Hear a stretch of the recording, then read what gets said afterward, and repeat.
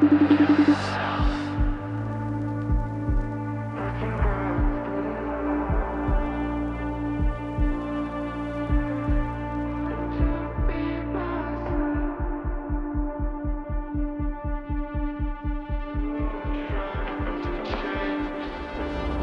all crave peace, especially when life feels like an endless loop of deadlines and notifications. This time I decided not just to escape, but to seek. With my three partners in crime, Adi, Sabya, and Swayanshu, we set out for Jirang, a Tibetan monastery surrounded by a beautiful village with monks and Indo-Tibetan descendants, tucked away in the forests of southern Odisha. I have been to Jirang multiple times, clicked photos, made reels, posted stories, but this time I wanted to tell you the whole story. I am fully geared up with my filming equipment to document this journey through peace, prayer, and panoramic beauty. 4 friends, 1 weekend, a long ride to find peace. Let's go! Our route is a simple one. Starting from Bhubaneswar, we move to Balugaon, Chilika, passing through Khalikot Valley and entering Berhampur, having our lunch there probably, and moving to Digopohondi, followed by Tuptapani, and then our final destination, Jirang. Hello riders and welcome to the motovlog part of this video. By now you already know the route. We are taking the beautiful southern Odisha stretch via Balugaon, Chilika and Taptapani to reach Jirang. It's a pretty straightforward route, so I thought this would be the perfect time to have a quick chat. I chose the month of July to do this particular ride because I knew monsoons were ongoing in Odisha, and this is the time when you should actually visit the eastern ghats, and you will get to witness the clouds very low, very low near the hills. A lot of you have asked about the mileage I get on my Honda NX200. Well, in the city I consistently get around 42-43 kilometers per liter, and on the highways cruising at around 70 or 80 I get around 45 to 46. Not bad for a tourer, right? Some of you also asked where are the contact details for the guys from your accessories video. Don't worry, all the links and contacts are mentioned clearly in that video description. Now I would love to hear more from you, that what kind of content do you want from me? Should I do more bike maintenance tips, short city vlogs, or more of this long form weekend escapade videos? Drop your thoughts in the comments. Every mile shed the weekday chaos. As the road curved through Chilika and Khalikot Valley, it felt like we were chasing silence. A quick tea stop at Balugaon, lunch at Berhampur is what we planned, but what happened next will surprise you. Grasping the opportunity that we were riding in the monsoon, we decided to take a bit of D route so that we can enjoy our roads more. After crossing INS Chilika, we decided to take this small detour from Balugaon, veering off the main highway to ride along the old NH stretch. This route runs much closer to Chilika Lake, and we couldn't resist the opportunity to soak in its raw rustic beauty from up close. Riding through this stretch felt like time had slowed down. Narrow village lanes, patches of farmland, and quiet fishing hamlets surrounded us as we explored the hidden life around Odisha's beloved lake. The roads weren't perfect, but the tranquility and the lake glistening through tree lines made it worth every bump. Eventually, we found ourselves navigating a narrow connector road, weaving between sleepy settlements before arriving at a railway crossing, just in time to catch the train slicing through the landscape, adding a cinematic touch to our ride. That little detour ended as we merged back onto the national highway near Khalikot, refreshed by the offbeat path and carrying with us a few more moments that made the ride even more special. As planned, we had our tea break at Khalikot. And yes, one thing that I remembered after crossing the toll gate is about this news. Rules for two-wheelers on certain highway. Seriously? I mean, we have already our natural toll booths in Odisha. Cows chilling in the fast lane. Why do we need more? And then there are speed cameras on roads with a 60 km/h limit. As if dodging potholes, dogs and cows wasn't already a sport. But hey, it's Odisha. If you know, you know. So yeah, let's keep this motovlog fun and interactive. Stick around for more scenic madness coming your way. Whenever we are riding through Berhampur during lunch hours, we come drawn over here at Nandan International. It's safe for our bikes, hygienic to our choice, and tasty food for the gut. Everything is ensured here. After that scrumptious meal at Nandan International and a much required top up later, now we are on our way again to the Gapahondi.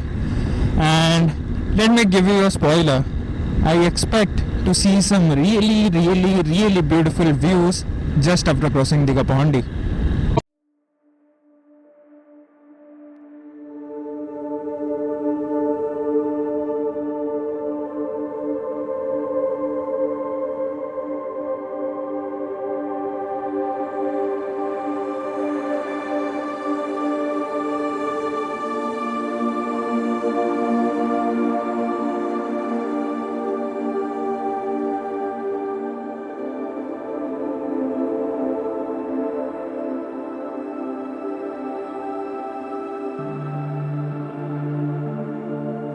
If those drone shots were mesmerizing to you, let me tell you, we had the drone chase us on the Tuptapani Ghat. Give your eyes this treat.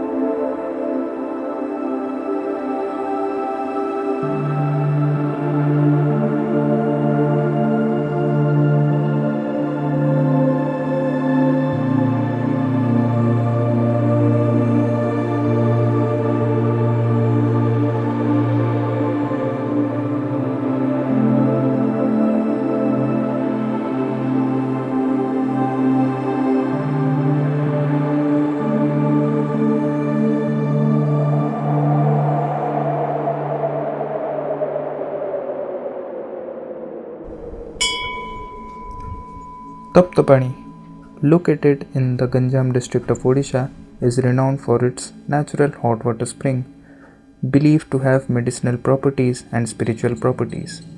The name Tuptapani literally means boiling water in Odia. Surrounded by dense forests and hills of the eastern Ghats, it's a serene retreat for nature lovers and spiritual seekers alike. The hot spring, enriched with sulfur, is said to cure skin ailments and attract both pilgrims and tourists. A temple dedicated to goddess Kandhuni resides nearby, and tribal communities living around preserve the area's cultural charm. Tuptapani is often visited en route to Jirang or Berhampur.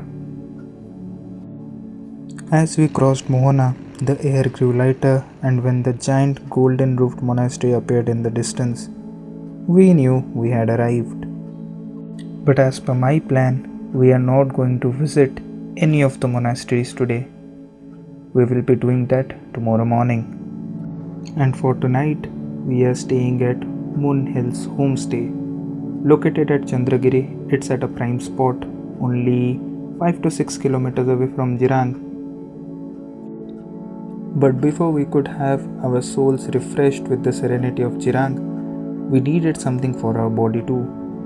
Just 4 kilometers from Jirang lies Khasada Falls. It's not just scenic, it's refreshing, and it's free therapy after hours on the saddle. A brief disclaimer on the 4 kilometers that I just mentioned for reaching the Khasada Waterfalls. The route isn't easy. It will test you again after covering so much kilometers on your bikes. But once you reach there, it will be all worth it. Khasada Waterfall, nestled in the Gachapati district of southern Odisha, is a hidden gem surrounded by lush green forests and rolling hills. The name Khosada comes from the Odia word for slippery, as the rocks around the falls are often mossy and sleek. Cascading from a height of around 25 to 30 feet, it forms natural pools that are ideal for a refreshing dip. The waterfall is especially popular among bikers and weekend travelers seeking peace and adventure. Its untouched natural beauty and tranquil ambience make it a perfect escape from city life. Local folklore also considers this site spiritually significant. As promised, with our bodies at peace now, it was time for the soul to have its peace back. Evening in Jirang is the real magic. Tucked in the Gachapati Hills, Jirang village is a modern day Tibetan exile settlement found in the 1960s by the refugees from Lhasa. This tranquil hamlet became home to monks and families who carried the Tibetan culture and religion to Odisha. We walked through the Tibetan settlement. We found their architecture. We found the different kind of cow sheds that they had made and how they have nestled into the Odia tradition as well.